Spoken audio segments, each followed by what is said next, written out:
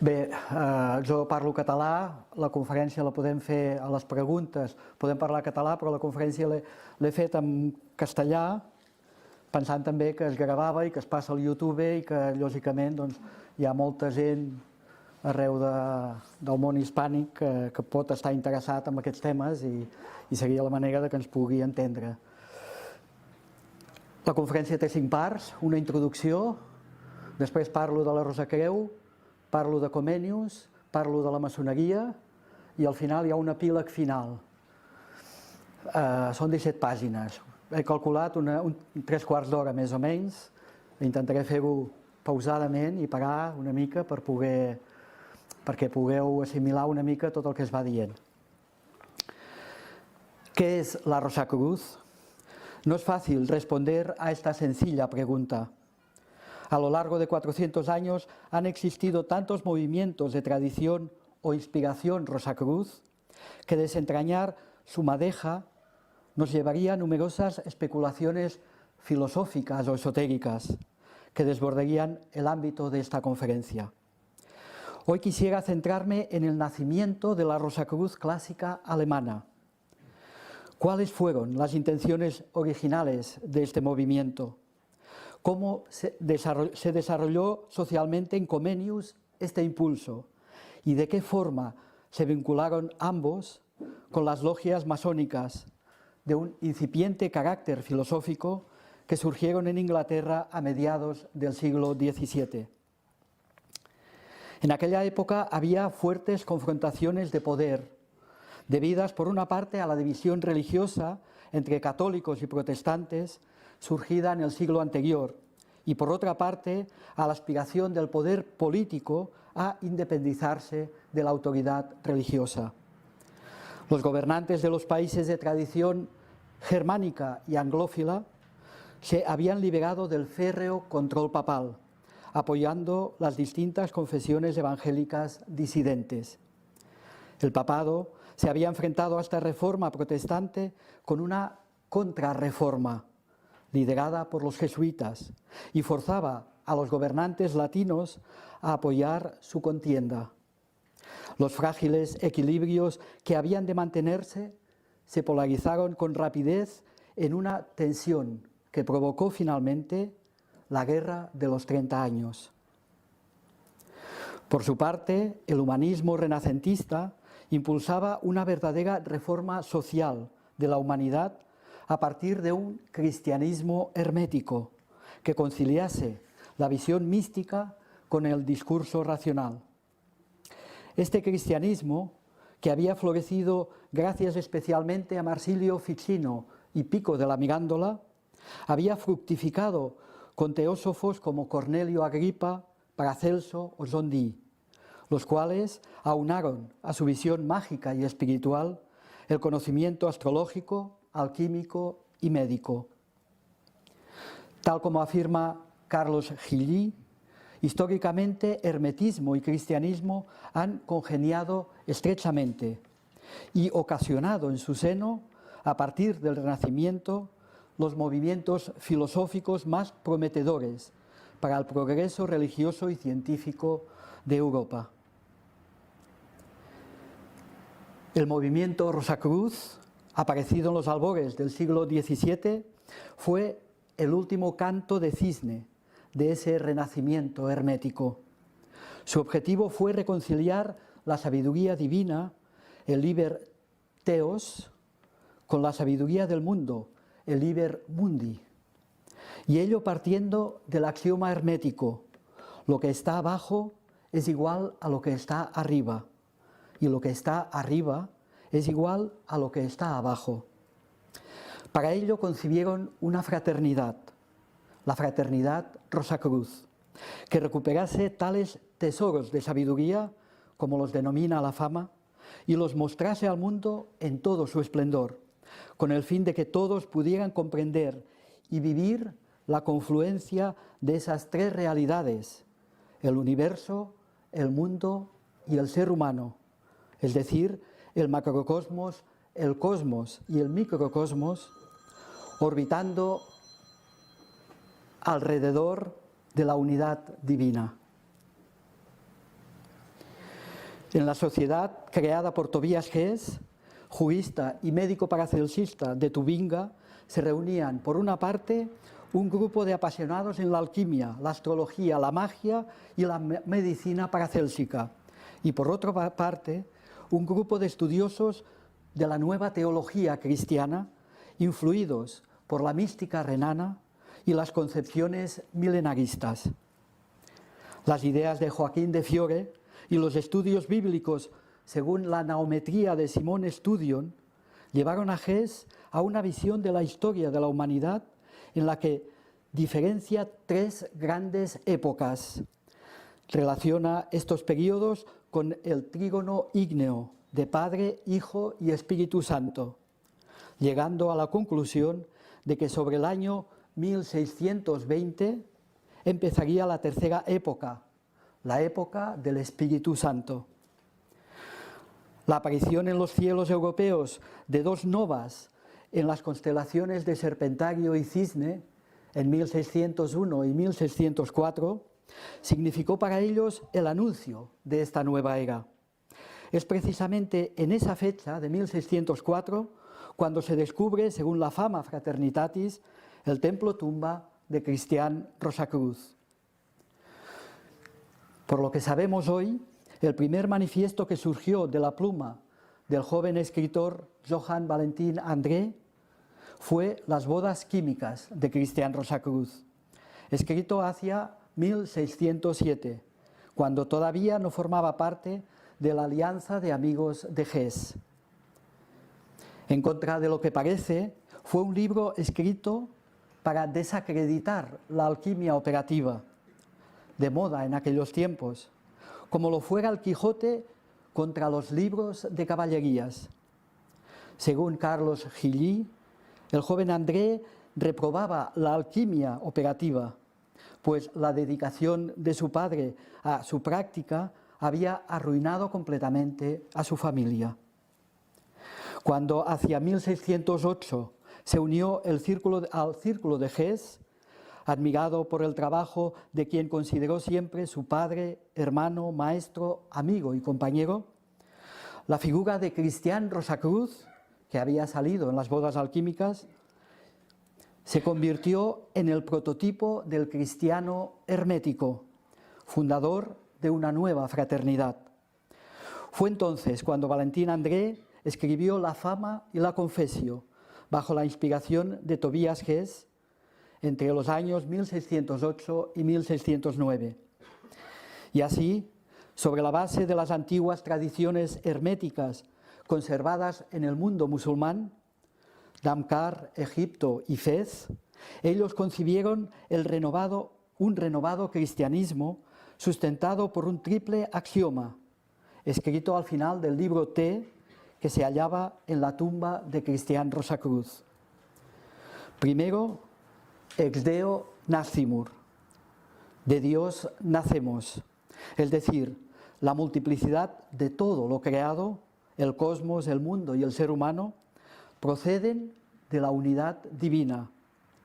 Segundo, in Jesu morimur, en Jesús morimos, es decir, es posible el conocimiento y el regreso a la unidad con lo divino si se sigue el camino cristiano, si se es un pequeño Cristo, según la acertada expresión de Arnau de Vilanova. Y tercero, per Spiritum Sanctum revivistimus, por el Espíritu Santo renacemos, es decir, quien siga ese camino será bautizado con el fuego del Espíritu y transformado en un nuevo ser humano, unido a Dios y al mismo tiempo vinculado a toda la humanidad. Sin embargo, para el grupo de alquimistas del círculo, no basta solo con orar y meditar en el oratorio, aunque esto sea la obra principal o ergón. Hay que dedicarse también asiduamente al paraergón, es decir, a trabajar y experimentar en el laboratorio y la naturaleza, pues ambos constituyen el único camino para encontrar finalmente tanto la perfección del arte como el lugar del colegio de la fraternidad. Sin embargo, este deslizamiento hacia el pagergón, hacia la obra, no es del gusto de André. Con la muerte de Tobias Hess en el año 1614, verdadera alma del Círculo de Tubinga, y con la publicación no autorizada de los manifiestos en 1614, 15 y 16, se separa del grupo. Decepcionado por la falta de comprensión del fin último que subyace en la creación de una verdadera fraternidad cristiana hermética, durante los años siguientes se esfuerza por crear diversas sociedades cristianas, al tiempo que reniega repetidamente de su pasado Rosacruz, considerándolo lo que él llama un ludibrium, una fábula, una farsa, una comedia, un teatro. Pero los manifiestos rosacruces tienen, en los años siguientes a su publicación, una extraordinaria repercusión en toda Europa, con cientos de escritos a favor o en contra. Entre ellos encontramos un escrito del famoso teólogo alemán Johannes Hahn, que dice: cierto es que las bodas químicas encierran en sí gran luz y perspicacia filosóficas, y no me refiero a las operaciones químicas, ya de por sí bastante abstrusas, sino a realidades de mucha mayor importancia, que como desde hace tiempo vengo previendo, saldrán a la luz en su debido tiempo y lugar. Vendrá, sí, llegará el siglo de Elías artista, profetizado por el monarca de los filósofos y de los médicos, Teofastro Paracelso. Yo, por mi parte, mucho dudo que la vida me vaya a durar hasta ese momento, pero congratulo al siglo futuro por tanta luz y me contento, si no hay nada mejor que esperar, con la fama, el primer manifiesto de ellos. La guerra de los 30 años truncó ese propósito. Su horror es sin duda uno de los motivos, junto a las disensiones en el grupo, de su clamoroso silencio posterior y de su prematura extinción como fraternidad. No obstante, las semillas del impulso Rosacruz se plantan por doquier en casi toda Europa. De las cenizas de una Europa desolada y apesadumbrada surgen aquí y allá nuevos intentos para llevar a la humanidad hacia un progreso real por medio del reconocimiento del espíritu divino en el espíritu humano y su capacidad para convertirlo en un verdadero conocimiento racional.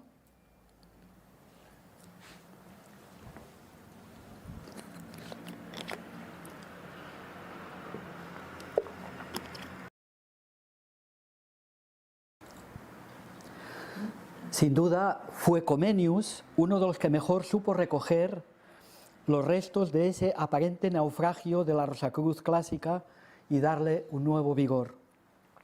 Comenius mantuvo una correspondencia epistolar con Johann Valentin André, solicitándole no solo su consejo, sino también exhortándole para que siguiese adelante en su proyecto de una verdadera reforma cristiana. El 16 de septiembre de 1629, en plena guerra de los 30 años, André le escribe a Comenius una carta que dice así, la tenéis en el texto: he recibido correctamente su carta del 20 de julio, honorable señor, digno de honrarle como amigo. No he escrito solamente un ideal o una historia, éramos un grupo de hombres de gran renombre, que nos reuníamos después del artificioso juego de la fama, de la fraternidad Rosacruz.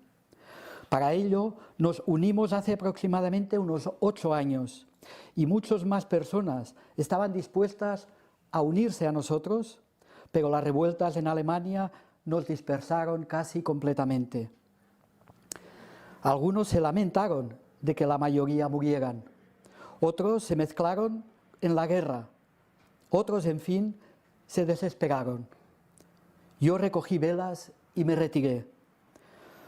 Han quedado muy pocos de los nuestros y anhelamos más una bienaventurada disolución que limpiar los establos de Augías. Por esto le transfiero los restos de nuestro naufragio, para que pueda recogerlos, y si le place, los reúna de nuevo. Mi propósito fue colocar a Cristo otra vez en su lugar, después de dispersar a los ídolos religiosos y literarios. Como alemanes, elegimos solo a alemanes, por una ley caprichosa que se cambió hace tiempo. La buena causa permite que todos los pueblos puedan asociarse, sobre todo los que están unidos por el exilio cristiano. Servíos de nuestro consejo y continuad con nuestra causa con fuerza. Con estas palabras, André le alentaba a seguir su camino. Al igual que André, Comenius sospechaba que todos aquellos que engañaban a las personas humildes, diciendo que la transformación de los metales es la cumbre y la coronación de la filosofía, y en uno de sus libros de juventud, El laberinto del mundo y el paraíso del corazón, dedica todo un capítulo a los falsos rosacruces que, en el gran mercado del mundo, ofrecen sus pretendidos tesoros a los demás. Son los astutos charlatanes, los hacedores de lapis spitalauficus, de los que se habla en las bodas químicas y que imitan el verdadero mensaje de la tradición hermética y rosacruz. Comenius pertenecía a la iglesia de los hermanos moravos, cuya antigua afiliación husita hacía de ella una de las iglesias protestantes más antiguas. Como su nombre ya indica, practicaban una religión muy fraternal, era una hermandad, cimentada en la ayuda mutua y en una sólida moral cristiana, sobre la base evangélica del amor a Dios por encima de todas las cosas y al prójimo como a sí mismo. Siguiendo la idea de Paracelso y los Rosacruces, concibe al ser humano como un microcosmos, es decir, como un mundo en pequeño, un minutus mundum. Considera que todo el universo está regido por la ley divina que mantiene una armonía universal en todos los mundos, en un sentido pitagórico, pues es la raíz invisible que lo sostiene y alimenta todo. Describe que todas las cosas perduran merced a Dios de forma similar al tronco de un árbol, a causa de su raíz, pues si ésta deja de sostener el árbol y de darle humedad, aquel se marchitará, caerá y aniquilará. Este mundo no es sino el visible árbol brotado de la invisible raíz divina. Piensa que la humanidad se halla en camino hacia un pleno desarrollo de su conciencia, que le permitirá comprender cuál es el sentido de su existencia y así adentrarse por la vía de la justicia y la rectitud. ¿Por qué entonces, se pregunta, las sociedades humanas no alcanzan a entenderse y luchan tan enconadamente entre sí? Comenius define la causa de ello con un término que él mismo se inventa. Se inventaba muchos términos para explicar lo que realmente quería explicar. Ese término es la simismidad. Así lo han traducido en español. Hay simismidad, dice en su libro El centro de la seguridad, cuando el ser humano, sintiendo rechazo a estar atado por Dios y su orden, quiere ser suyo propio, de sí mismo, es decir, su propio consejero, su guía, su defensor, su señor, en suma, su propio pequeño Dios. Este es el principio de todo mal. Constata que el proceso de individualización histórico que ha alcanzado el ser humano no solo le ha vuelto más autónomo a nivel personal, sino que también ha potenciado su egocentrismo, perdiendo con ello de vista el vínculo esencial que le une con Dios y a través de él con el resto de la humanidad. Esta es, a su juicio, la causa fundamental que alimenta todas las guerras, la desarmonía que palpita en las sociedades humanas y las enfrenta entre sí. Comenius dedicó toda su vida a la búsqueda de una solución al problema de la paz y llega a la conclusión que solo la reconciliación y la paz interna con Dios puede llevar a una paz humana real. Así lo expresa en su libro El Ángel de la Paz, que escribió en 1667 para evitar la guerra entre ingleses y holandeses. Tenía allí 70 años ya. Quien busque la reconciliación con los demás, no habiéndose reconciliado con Dios, se engaña a sí mismo. Y quien busque la paz con los demás, no habiendo logrado la paz interna con Dios, se engaña a sí mismo y no encontrará la paz. Y si a pesar de ello persistimos en alcanzar la paz mutuamente contra la voluntad de Dios, alcanzaremos todo menos la paz, burlas, insultos y destrucción. La obra maestra de Comenius es la Consulta Universal para la Restauración de los Asuntos Humanos. Consta de 7 partes, que en realidad pueden considerarse cada una como un libro propio. Su propósito es aportar al ser humano el conocimiento esencial para que la humanidad se integre plenamente como parte del cosmos en la armonía universal prevista en el plan divino. El libro tercero está dedicado a la pansofía y el cuarto a la pampedia, la educación universal. En un escrito anterior, Comenius ya había tratado expresamente su idea de la pansofía. Dice lo siguiente: que la denominación de pansofía no ofenda a nadie. Sabemos que el único pansofo verdadero es el sapientísimo Dios. Nosotros profesamos solo la pansofía humana, esto es, el conocimiento de lo que Dios quiere que sepamos, simultáneamente con la sabia ignorancia de lo que, en cuanto Maestro Supremo, quiso Él que no supiéramos.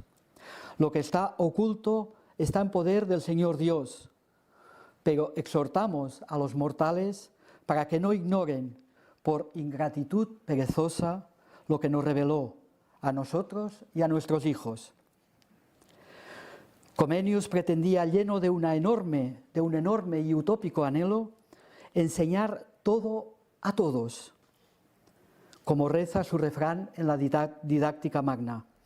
Pero, sin embargo, matiza que no se trata de crear una enciclopedia universal que reúna todo lo que hemos aprendido. De lo que se trata es de aportar a toda la humanidad el conocimiento esencial de aquello que Dios ha querido revelar al ser humano a través de la naturaleza y del propio conocimiento de sí mismo. En una de sus obras pansóficas más bellas, Via Lucis, el camino de la luz, proclama: cada ser humano posee de forma innata las reglas de todo lo que debe saber, llamadas ideas generales, y también los motivos que le inclinan hacia todo lo que debe aspirar, llamados instintos generales, y además los instrumentos para realizar todo lo que debe hacer, lo que se podría llamar las capacidades generales. Y como hemos llegado a la conclusión, sigue Comenius, de que estos 3 principios básicos, saber, querer y poder, están presentes de la misma manera en toda la naturaleza humana, en todos los pueblos, en todas las edades y a todos los niveles, nos hemos atrevido a llevar igualmente nuestros esfuerzos a la búsqueda de caminos y métodos por los que ofrecer esta sabiduría universal a todo ser humano nacido en esta tierra, con el fin de que no se permita que ningún ser inteligente permanezca sin cultura o que viva en disonancia con la armonía común, sino que trabajemos de forma que todos seamos penetrados por la misma luz pansófica. Para realizar esta hercúlea tarea de reunir todo el conocimiento universal, Comenius se propuso crear un colegio de sabios, a imagen de la Domus Sancti Spiritus de la que se habla en la Fama Fraternitatis, la Casa del Espíritu Santo. Dicho colegio tendría la función de reunir este conocimiento y ponerlo al alcance de todo el mundo. Así lo expone en su Didáctica Magna. Tampoco hace falta mencionar cuán necesaria sería tener una escuela de las escuelas o colegio didáctico. La meta común de su labor debería tender a ser que los fundamentos de las ciencias fueran cada vez más descubiertos, con el objetivo de que la luz de la sabiduría fuera purificada y entendida con éxito feliz entre el género humano, y que los asuntos humanos mejoraran por los nuevos utilísimos inventos. Este colegio universal ciertamente sería para las demás escuelas lo que el seno vital es para los órganos del cuerpo, es decir, un taller vital que brinde a todos zumo, vida y fuerza. Se trataba, en definitiva, de aplicar el espíritu de fe, del que habla Cristian Rosacruz en su viaje alrededor del Mediterráneo cuando se expresa en La Fama. Cada año se reúnen los árabes y los africanos para consultarse mutuamente sobre su arte y para averiguar si quizás se ha descubierto algo mejor o si sus conceptos han sido superados por experiencias. De esta forma, cada año surge algo con lo que pueden mejorar las matemáticas, la física y la magia. Pero el objetivo último de crear este colegio de sabios no era formar una nueva élite intelectual mundial, capaz de dirigir la humanidad, sino de propiciar un instrumento preciso que permitiera transmitir a la humanidad en su conjunto todo el acervo de conocimientos esenciales para elevar su conciencia hacia un estadio superior. Solo esta elevación colectiva de la conciencia humana podría permitir superar la división existente entre sus sociedades y alcanzar la paz necesaria, pues sin la paz no sería posible hallar los fundamentos de la auténtica unidad humana, la verdadera fraternidad a la que está llamada toda la humanidad. Visto desde esta óptica, podemos entender que todo el esfuerzo pedagógico de Comenius no se dirige solo a una renovación de los sistemas escolares vigentes, sino, y sobre todo, a la educación universal de toda la humanidad, independientemente de su raza, sexo, edad o clase social, con el fin de crear una verdadera fraternidad universal, mundial. Ese fue el verdadero motor que impulsó a Comenius a vencer todos los obstáculos, a pesar de todas las penurias y dificultades por las que pasó a lo largo de su vida, manteniendo siempre una actitud positiva y activa en su esfuerzo por una reforma general del mundo.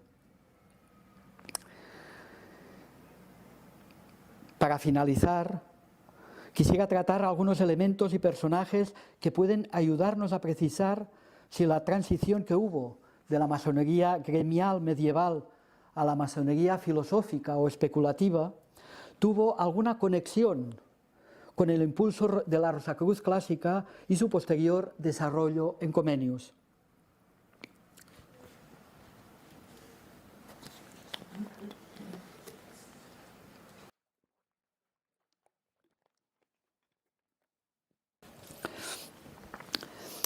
Habría que comenzar por hablar de Robert Flatt, uno de los primeros seguidores ingleses de la Rosacruz. Este médico, astrólogo, alquimista, cabalista, matemático y músico escribe varias obras defendiendo la fraternidad Rosacruz. En una de ellas, el Summum Bonum, escrita en latín en 1629, nos habla de la tolerancia y la unión en una misma asamblea de todas las clases sociales y confesiones. Dice así: toda esta diversidad de creencias permanecen para ellos, es decir, para los sabios de la Rosacruz, completamente fuera de las leyes esenciales de la verdadera sabiduría mística. Así creemos que estos hombres, que pertenecen unos a las clases humildes, otros a las más elevadas de la sociedad, tanto de una confesión como de otra, se consagran con todas sus fuerzas al temor y a la adoración del Señor, así como al amor al prójimo más amplio. Si comparamos dicho texto con el primer artículo de las Constituciones de Anderson, comprobaremos las similitudes de fondo que contiene. Este artículo dice así: un masón nunca será ni un ateo estúpido ni un libertino irreligioso. Pero, aunque antiguamente se consideraba que los masones debían profesar la religión propia del país o de la región donde habitaban, hoy se considera más práctico solo obligarles a profesar aquella en la cual todos los hombres se hallan de acuerdo, dejando a cada uno las opiniones que le son propias. Y en la misma obra, Flatt explica de los Rosacruces: construíos a vosotros mismos como un templo espiritual, de piedras vivas, sobre Cristo, la piedra angular, pareciendo así señalar una de las leyendas fundamentales de la francmasonería mística, la construcción del templo de Salomón y la leyenda de Hiram Abiv. Otro personaje importante en ese crisol cultural que surgió en la Inglaterra de mediados del siglo XVII es Samuel Hartlib, hijo de un rico comerciante de origen alemán y una inglesa. Nació a finales del siglo XVI en la ciudad de Elvik, en la actual Polonia. Sabemos que conoció en dicha ciudad el pastor escocés John Dewey, y su mutuo anhelo por una unión de las iglesias protestantes cimentó una amistad que perduró durante toda su vida. A comienzos de 1628, Hartlib contrae matrimonio con una inglesa y se instala en Inglaterra. Es un hombre de paz, religioso, con vocación intelectual y progresista, que llega a escribir, al igual que André y Bacon, una utopía llamada La descripción del famoso reino de Macaria. Mantiene un extenso círculo de amistades con iguales inquietudes. En una de sus cartas explica lo siguiente. Está citada en el texto también. Debemos observar procedimientos e intenciones de los reformadores que en este último tiempo han surgido en Alemania, para que podamos obtener aquellas cosas que pensamos que superan las edades anteriores y otras sociedades, que son estas. Primero, algunos medios extraordinarios para perfeccionar el conocimiento y descubrir los misterios de las escrituras proféticas.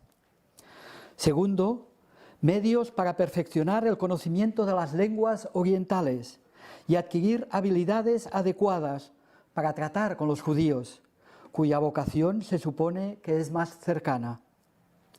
Tercero, artes y ciencias filosóficas, químicas y mecánicas, por lo que no solo los secretos de las disciplinas se entregan armónica y compendiosamente, sino que también se cree que revelan los secretos de la naturaleza, de modo que aparentemente el maravilloso poder, la sabiduría y la bondad de Dios se pueden ver más que antes en las cosas corporales. Y cuarto, un lenguaje mágico por el cual los secretos puedan ser entregados y preservados a aquellos que están tradicionalmente familiarizados con él. Si comparamos el espíritu de este texto con los manifiestos rosacruces, hallaremos grandes similitudes, especialmente con la Fama Fraternitatis y la Confessio Fraternitatis. La figura de Hartlib es crucial para comprender el ambiente intelectual de aquella época en Inglaterra. Eran personas con un profundo sentimiento religioso, pero al mismo tiempo estaban convencidas de la necesidad del avance científico, es decir, seguían el mismo espíritu Rosacruz de quienes anhelaban conocer el libro divino y el libro de la naturaleza, el Liber Theos y el Liber Mundi. En 1641, Comenius es llamado a Inglaterra para presentar su propuesta pansófica al Parlamento inglés. Allí es recibido con todos los honores por la élite intelectual inglesa. Harlip, que ha publicado sin su permiso su preludio a la Pansofía, está entusiasmado con él y le da a conocer sus numerosas amistades. Junto a Dury, los tres conciben la necesidad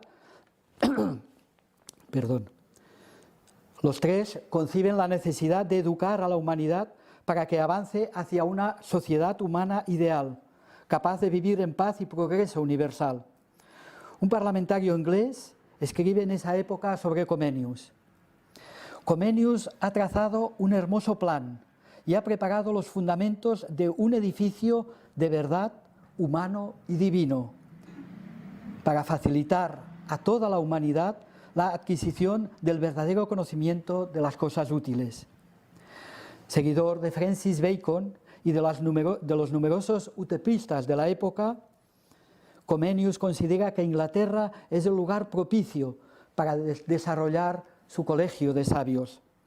Allí escribe Via Lucis, que dedicará posteriormente a la recién formada Royal Society, cuando se publique en Ámsterdam en 1668.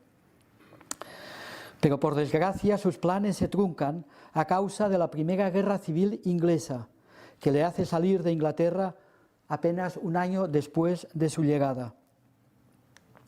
Pocos años antes, en 1638, había aparecido un breve poema que enlaza la Rosacruz con la masonería. Es otro pequeño detalle. Es un poema de Henry Adamson, publicado en Edimburgo, que dice así: hacemos presagios nada groseros, pues somos hermanos de la Rosacruz. Poseemos la palabra del masón y la segunda visión. Podemos predecir correctamente las cosas venideras. En ese tiempo, algunas logias masónicas, todavía gremiales, comienzan a admitir en su seno a personas que no son obreros o artesanos. Conocemos el caso de Robert Murray, teniente general del ejército escocés, que es admitido como maestro en 1641, o el de Elias Ashmole, jurista, astrólogo, alquimista y anticuario, que escribe haberse hecho masón en 1646.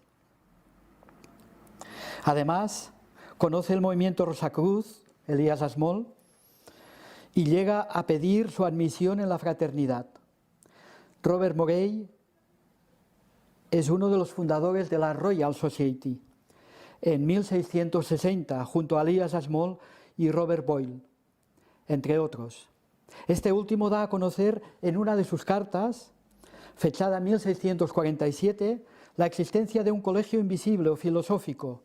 En ella afirma lo siguiente: lo mejor de ello es que los pilares del invisible, o como se llaman a sí mismos, el colegio filosófico, de vez en cuando me honran con su compañía. Son hombres de espíritu tan capaz y penetrante que la escuela de filosofía no es más que la región más baja de sus conocimientos. Y sin embargo, aunque tienen la ambición de señalar el camino a cualquier proyecto generoso, son de un temperamento tan humilde que no desdeñan el tener que dirigirse hacia el más bajo para oír cómo justifica su opinión. Son personas que tratan de eliminar la estrechez mental practicando una caridad tan extensa que llega a todo lo que se llama hombre y que no se satisface más que con la buena voluntad universal. Y en realidad tienen tanto temor de que las cosas no se empleen para bien que han tomado a su cuidado todo el cuerpo de la humanidad. ¿Acaso este colegio filosófico invisible no es semejante al colegio de sabios preconizado por Comenius? ¿O a la Domus Anti Spiritus que alberga la Fraternidad Rosacruz, cuyo, dice al final del texto, edificio permanecerá eternamente indestructible, invisible y completamente oculto para el mundo impío? Sabemos igualmente que Harlip conocía la existencia de dicho colegio invisible y que seguramente participaba en él, junto con su círculo de amigos, de manera muy activa. Por todo lo dicho, podemos pensar que es, efectivamente, en el seno de esos grupos de pensadores utópicos del siglo XVII, que mantienen una estrecha relación con la Rosacruz y Comenius, donde se forman las primeras sociedades filosóficas y discretas, que más tarde configurarán el libre pensamiento y propiciarán la transformación de la masonería gremial en filosófica. Ellos buscan el progreso de la humanidad por medio del avance de la ciencia, pero al mismo tiempo, sobre la base de su fe en el Espíritu Divino, tienen la profunda convicción de la necesidad de una fraternidad mundial que abogue por el honor, la lealtad, la honradez, la amistad sincera y el respeto a las creencias divinas. Ya queda solo el epílogo. Son 3 páginas más, pero iremos rápido. Pienso que es importante este colofón final porque nos enlaza, supera, digamos, el siglo XVII y XVIII y nos enlaza ya con la modernidad, si podríamos llamarlo así. Según se narra en la Fama Fraternitatis, el Colegio Rosacruz se basa en un séptuple acuerdo. Los 3 primeros acuerdos tienen que ver con el trabajo exterior de la Rosacruz y son la expresión de la forma que toda fraternidad universal debe adoptar en su trabajo en el mundo. Primero, debe trabajar para el mundo, como el padre que cuida de su hijo pequeño. Es el primer acuerdo, curar gratis a los enfermos. Segundo, debe trabajar con el mundo, como el padre que acompaña a su hijo en su juventud. Es decir, segundo acuerdo, adaptarse a las costumbres del país. Tercero, debe trabajar a través del mundo, sabiéndose integrado en una comunidad de hermanos maduros autónomos, es decir, reunirse en Sancti Spiritus. Los 3 últimos acuerdos se refieren al trabajo interior. La enseñanza a un discípulo coloca el acento en la cadena de la sabiduría universal, que siempre ha sido transmitida de maestro a discípulo. Vivir en su ser más interior el ejemplo de Cristián Rosacruz muestra al hermano que solo la humildad abre las puertas de los misterios. Y la orden de permanecer oculto durante un siglo exhorta al candidato al gran misterio de la vida, que respeta los ritmos de la concepción y la gestación para el nacimiento de la gran obra.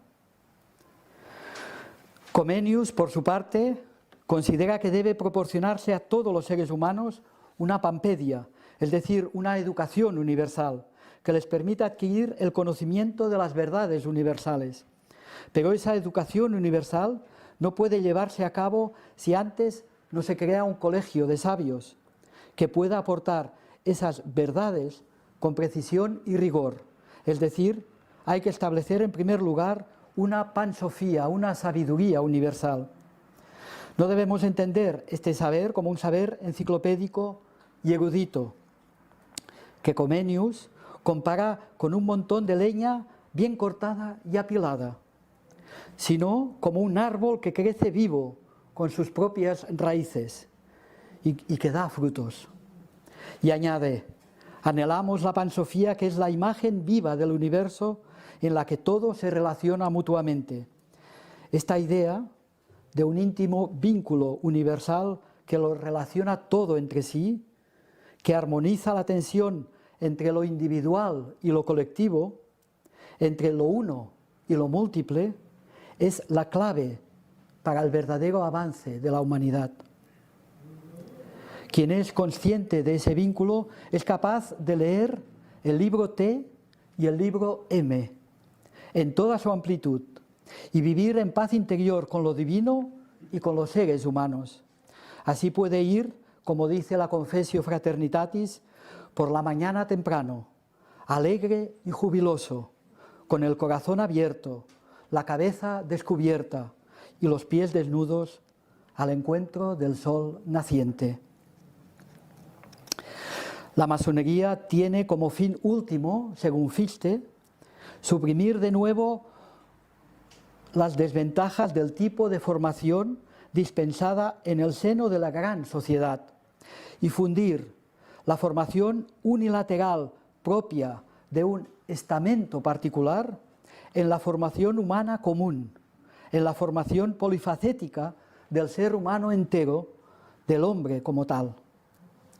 La educación del ser humano es, pues, uno de los pilares fundamentales de la masonería, y así lo desarrollaron algunos de sus grandes pensadores.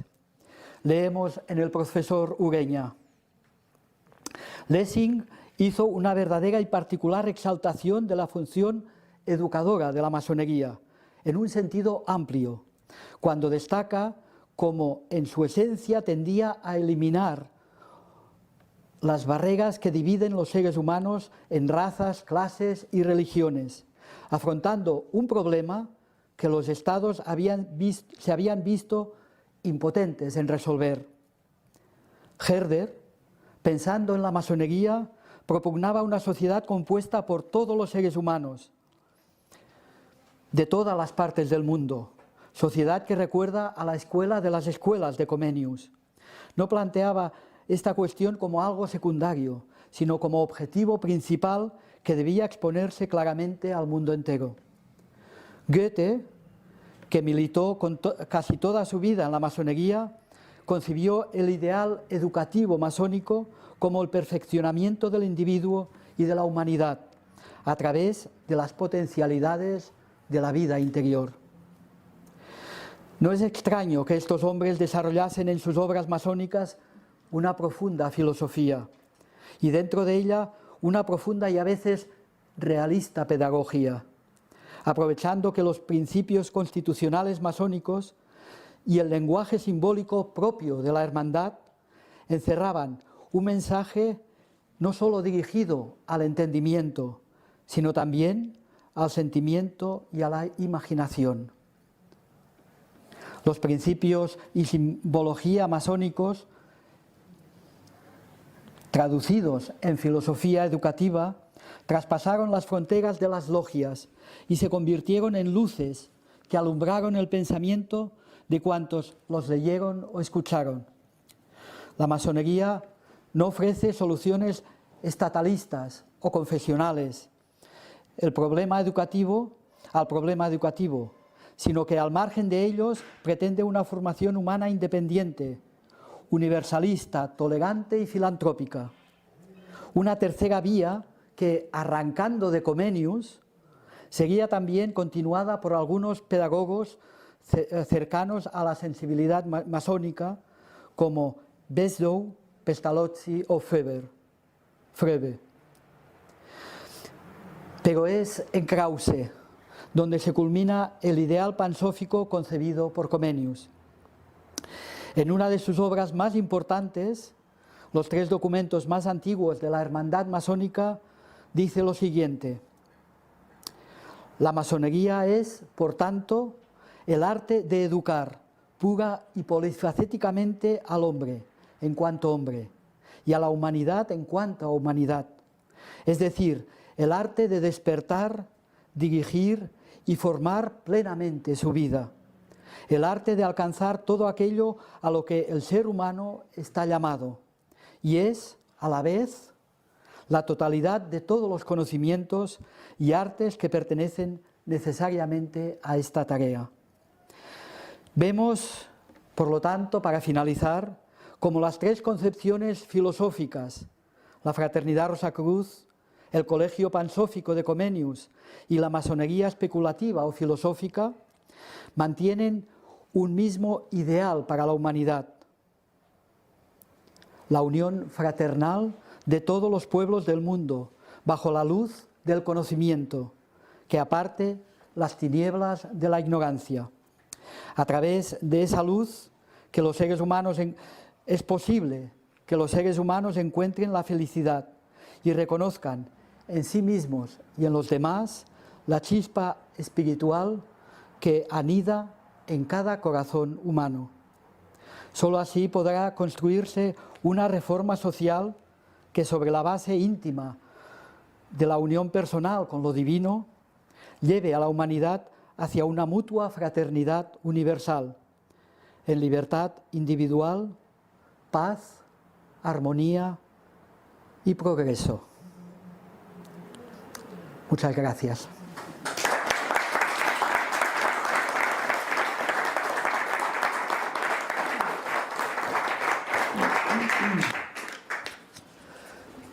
Tenemos 20 minutos, media hora.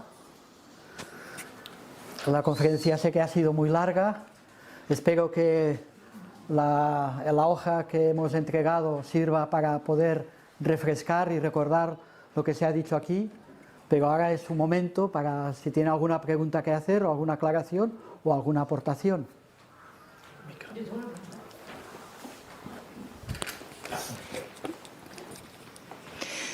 Muchas gracias por su magistral conferencia. Ha explicado usted muy bien cómo el ideal pansófico y fraternal de Comenius convirtió la masonería gremial en lo que después fue filosófica o especulativa. Fue la masonería actual incluso, ¿no? Sí. Pero ¿qué ofrecía la masonería gremial para que personajes como Elias Ashmole quisieran ingresar en ella, no siendo pertenecientes al gremio? Era un poco como un sinsentido, ¿no? ¿Usted sabe contestarme a eso? Porque yo me lo he preguntado muchas veces.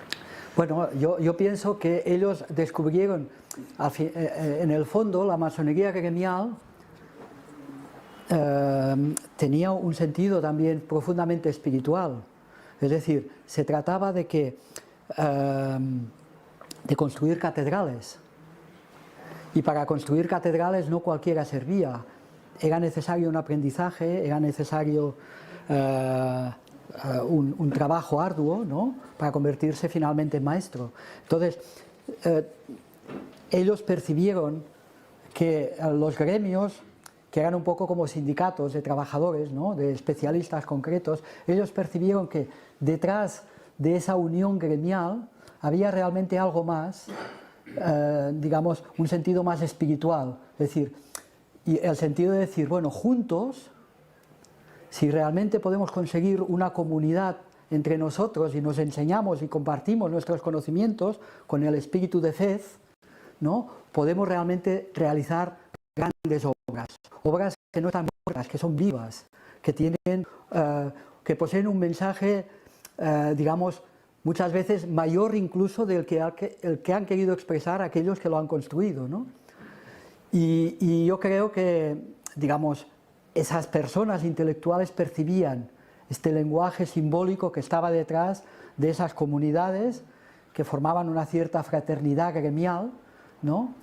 Y para ellos era como un ejemplo a seguir y por eso lo adoptaron, es decir, se colocaron ahí. Esa es un poco mi opinión, sin tampoco conocer mucho más la historia de la masonería en ese tiempo, pero bueno, yo diría que es eso. También la masonería filosófica no solamente se basa en la masonería gremial, sino que también recoge muchas leyendas mucho más antiguas, templarias, egipcias, y todas van un poco a lo mismo, es decir, los hombres pueden construir obras vivas y obras muertas. Y la distinción entre una y otra es el espíritu que las anima. Y ellos buscaban ese espíritu. Y lógicamente, como no eran personas, digamos, de profesiones liberales normalmente, ellos no construían físicamente, pero ellos entendían que la construcción, detrás de la construcción había un símbolo muy importante. Y la construcción del Templo de Salomón, por ejemplo, que es una leyenda, la leyenda de Igan Maviv, todo ese acervo de conocimientos que de alguna forma se han transmitido a lo largo de la historia de la humanidad, la masonería lo recoge y le aporta un valor, ¿no? Y trabaja a partir de ese símbolo. Como decía al final, la masonería no solamente Y esta es una diferencia importante con las escuelas, digamos, estatalistas, ¿no?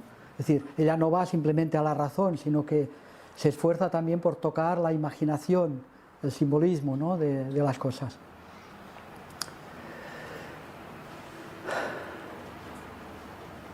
¿Alguna cuestión más? ¿Alguna duda? En este tema que planteaba, se ha planteado en la pregunta, yo creo que hay un tema también hay que tener en cuenta, ¿no? Es decir, en las logias gremiales, en los gremios, lo que había básicamente eran compañeros, oficiales y aprendices, y un único maestro. Y ese maestro era conocedor básicamente ¿de qué? De geometría y matemática, ¿no? Yo creo que es un poco por la expansión también de las artes liberales, ¿no? Es decir, de las matemáticas, del conocimiento matemático, racional, ¿no? Es decir, que pudo interesar el incorporar. El momento no se sabe bien, ¿no? Es decir, hay un estudio muy bueno de un tal Kerbela, francés, sobre la masonería en tiempos de los Estuardo. Y ahí él explica un poquito cómo también hay un interés político por parte de los reyes Estuardo y demás, ¿no? Es decir, por crear y aprovechar la estructura, digamos, fraternal, ¿no? Esa comunidad de logias y demás, con fines políticos, ¿no? Y se empieza a introducir personas que no son del oficio, ¿no? Es decir, pero que están interesados, obviamente, en los ideales, en estos ideales, y también, obviamente, en temas de matemáticas, ¿no? Estamos en un momento de la aparición, o sea, en estos movimientos lo que se está de alguna manera fraguando también es la nueva ciencia, una nueva visión de la ciencia, ¿no? Es decir, entonces yo creo que eso es un poco lo que hizo confluir, ¿no? Animaros. ¿Hacer alguna pregunta?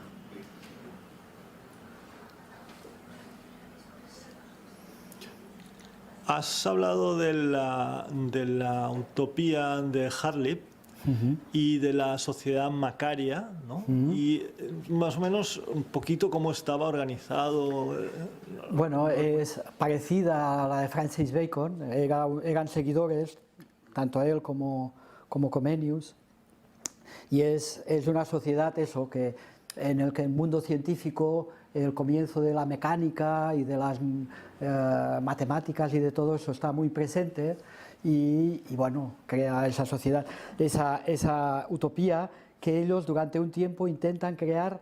Es decir, es un tiempo en el que una y otra vez, tanto André como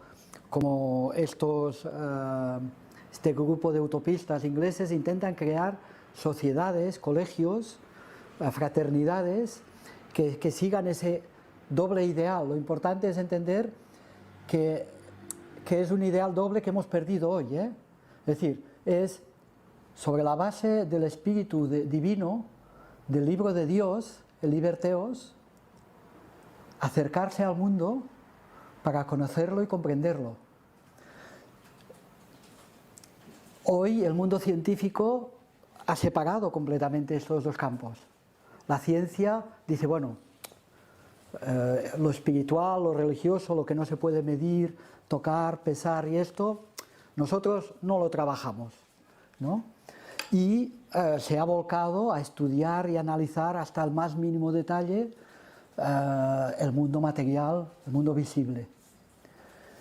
Eso para esta gente es un error, porque el mundo visible, como decía Comenius, el mundo visible es el tronco de un árbol, pero que se sustenta por una raíz invisible, que es lo divino. Sin esta raíz, el mundo real, el mundo visible, no se sustentaría.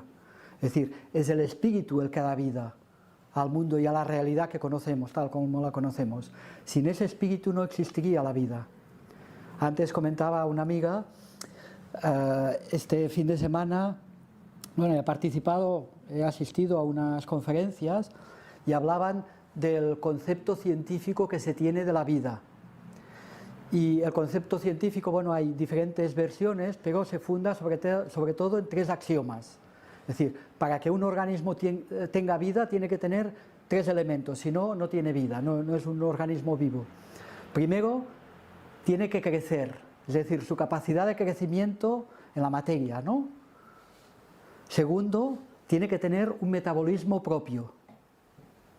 Y tercero, tiene que reproducirse. Entonces se comparaba, se decía, como ejemplo, se decía, las bacterias son organismos vivos, pero los virus no, porque no tienen metabolismo propio.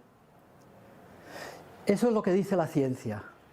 Pero sin embargo, la ciencia, según Comenius, se olvida de algo muy importante. Es decir, que la vida no existiría si no hubiera antes el espíritu. Es decir, es el espíritu el que da vida a la materia. No es la materia la que por sí misma se organiza y se crece y se desarrolla. Entonces, si cortas ese vínculo, esa unión entre lo espiritual y lo material, de alguna forma lo que creas es algo muerto.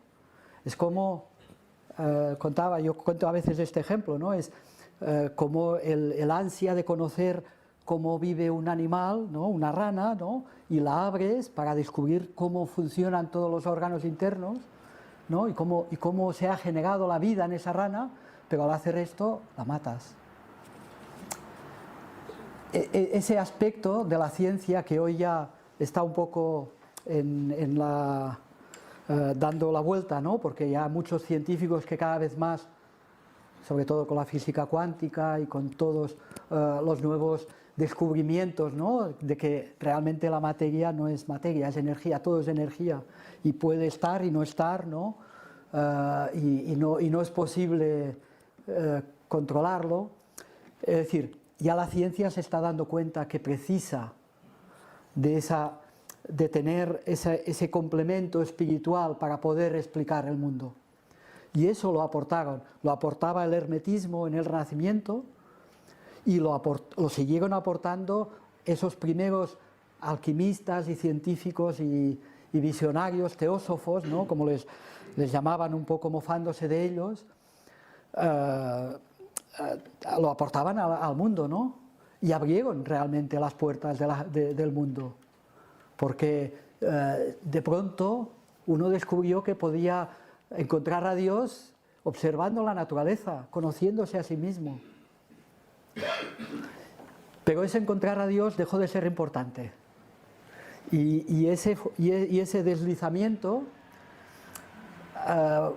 es el que de alguna forma nos ha llevado al mundo de hoy, en el que sí somos grandes constructores, realizamos grandes cosas, pero seguimos con guerras, con problemas, con grandes problemas ambientales por culpa de la ciencia y del desarrollo de la ciencia y de la técnica, que no sabemos solucionar todavía, porque nos damos cuenta de que nada,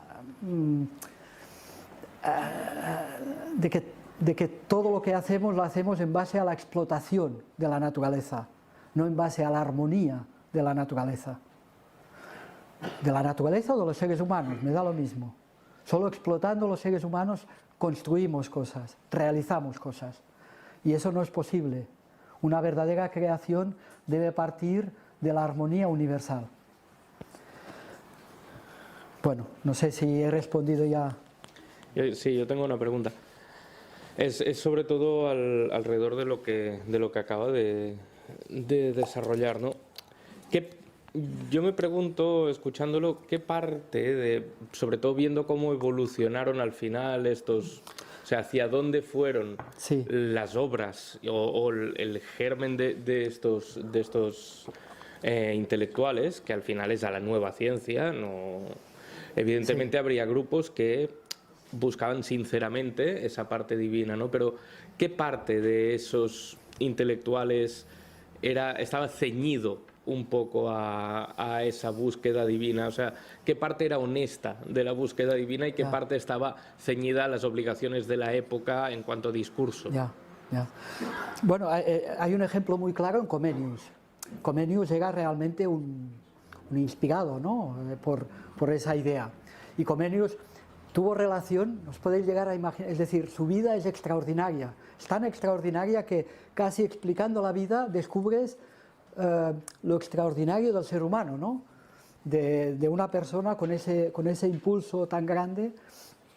Bueno, Comenius, que era una persona sencilla, que exiliada, vivía en una guerra permanente, es decir, murió su mujer, sus hijos murieron por culpa de la peste a causa de la guerra, se tuvo que exiliar a Polonia, después de Polonia se fue a Inglaterra, después se fue a Suecia, volvió a Polonia, a Hungría, es decir, viajó por todo el mundo, por toda Europa,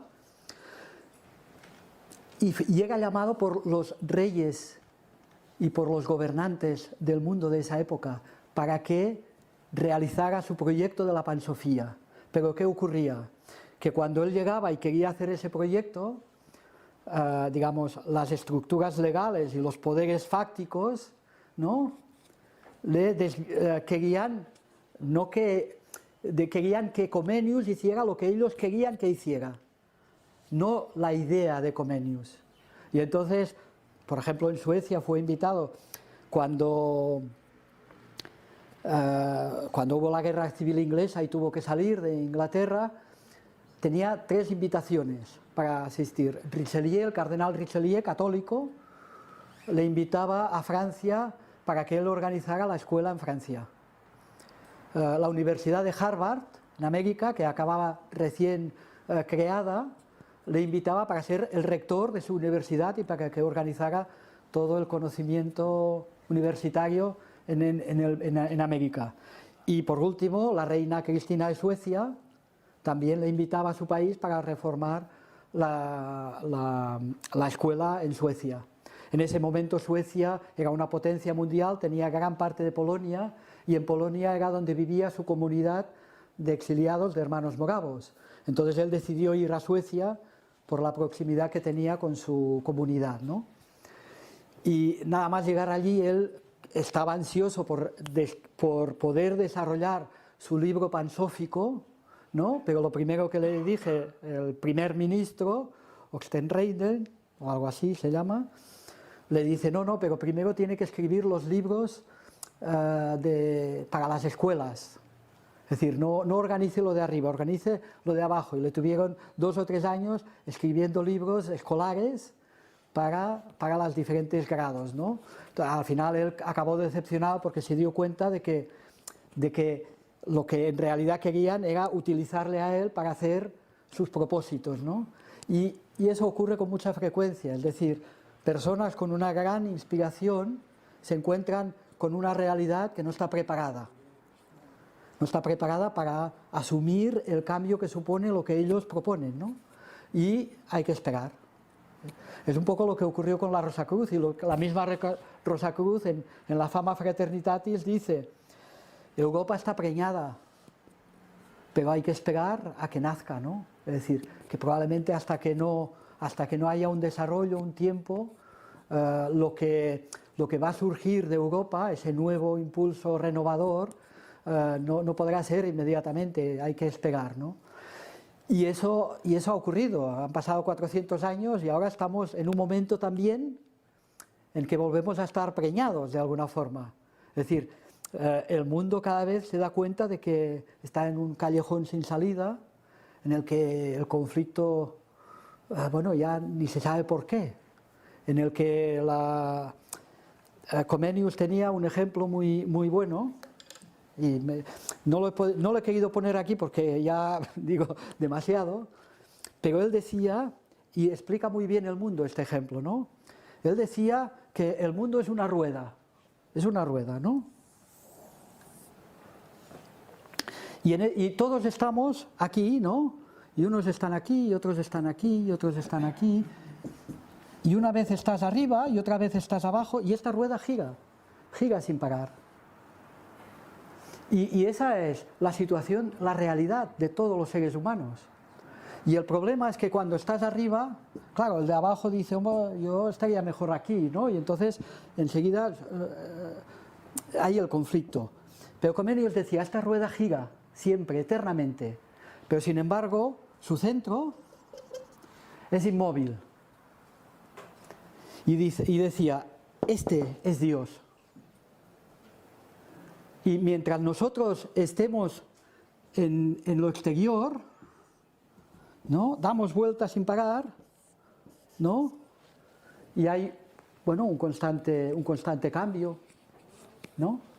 Pero si nosotros, estando aquí, los rayos de la rueda,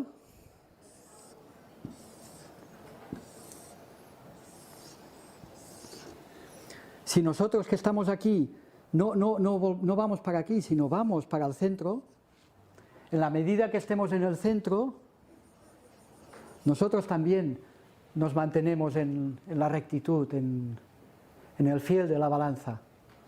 Y y el conflicto se anula, la tensión que hay entre el arriba y abajo, la izquierda y la derecha, todo eso se anula, porque es en el centro donde está la clave.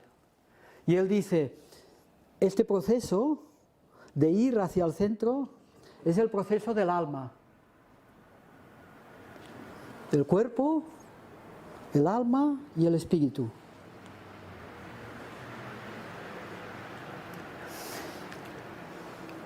Pero claro, hay gente que viene en este mundo, como Comenius, y le dice a este, y le dice, oye, no, es que por aquí no vas bien. Pero hay que ir por aquí.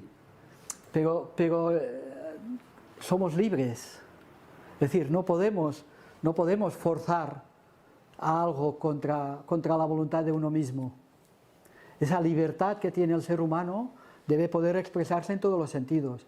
Y entonces, al final, claro, se expresan conflictos. ¿Cuándo se soluciona esto? Cuando uno, después de dar cientos de vueltas en esa rueda, se da cuenta de que realmente la solución no está en dar vueltas, sino en cambiar completamente de actitud. Y esa actitud no depende de los otros, no son los otros los que lo hacen mal, ni nosotros bien. Pero se trata de ir al centro, de ir al corazón.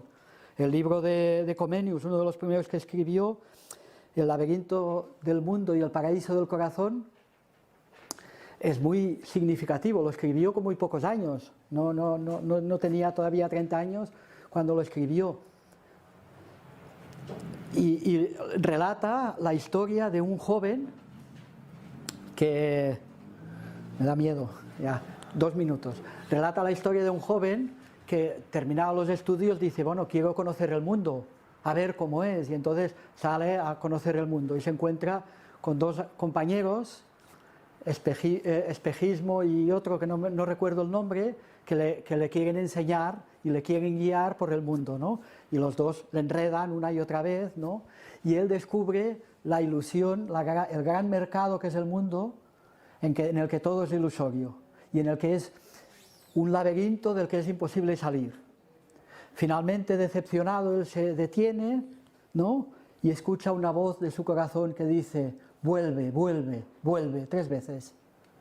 Vuelve al interior de tu corazón y allí encontrarás la respuesta. Y entonces comienza la segunda parte del libro, que es cómo es ese regreso hacia la esencia fundamental del ser humano, ¿no? Bueno, sí, la última. ¿Cómo se hace esto tan pequeñito? ¿Así? Habla, simplemente. Ah, y se escucha. Se escucha. He oído la palabra tecnología, estoy en un templo de la sabiduría masónica. Entonces, mi pregunta es una inquietud que tengo. He oído la palabra tecnología. Sí. Y no sé, parece que el eje de la Tierra, no sé, que se está moviendo un poco rara esta Tierra, y luego, pues, a ver si la consecuencia podría ser, es una pregunta así, que se puede tomar muy en serio o no tanto. A ver, las ondas electromagnéticas de los móviles, ¿puede ser que nos estemos cargando este eje de la Tierra y que estén pasando cosas? No sé si es apropiado esta pregunta aquí, pero como hay tanto sabio por este templo, por eso la hago. Sí. Está claro que el mundo tal como va no va bien, ¿no? Yo creo que eso es una evidencia palpable para todos, ¿no? Es decir, hay tantas cosas, es decir, por más tecnología que añadamos, es decir, en realidad no ayuda a solucionar los problemas grandes del mundo, sino que va poniendo parches, ¿no? Y evidentemente en algún momento se producirá un cambio. ¿Cómo? Ese cambio dependerá probablemente de la capacidad colectiva de la humanidad en adquirir una conciencia nueva, diferente, ¿no? En el que a veces se decía, la pandemia va a ayudar a frenar, ¿no?, a darse cuenta de que realmente el hombre no tiene que volcarse tan frenéticamente hacia las cosas y a buscar en el interior de sí mismo y tal y de eso. Pero bueno, ha sido abrir las puertas, ¿no?, y ¡boom!, todo el mundo ha salido otra vez en bandada, ¿no? Es decir, que la conciencia todavía adquirida no la hemos adquirido. Al final la humanidad, toda la humanidad está vinculada.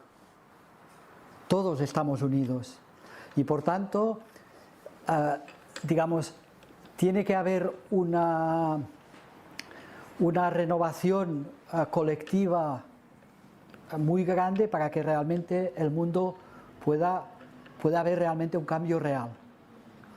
Si esa renovación colectiva de conciencia no surge, probablemente, bueno, esto será, digamos, el mundo no se podrá vivir en él y por tanto la humanidad, habrá pandemias y habrá falta de agua y las radiaciones y la contaminación atmosférica será muy grande y todos tendremos microplásticos ya en las comidas y bueno, hacia ahí vamos, hacia ahí vamos. Entonces, ¿cómo solucionar esto?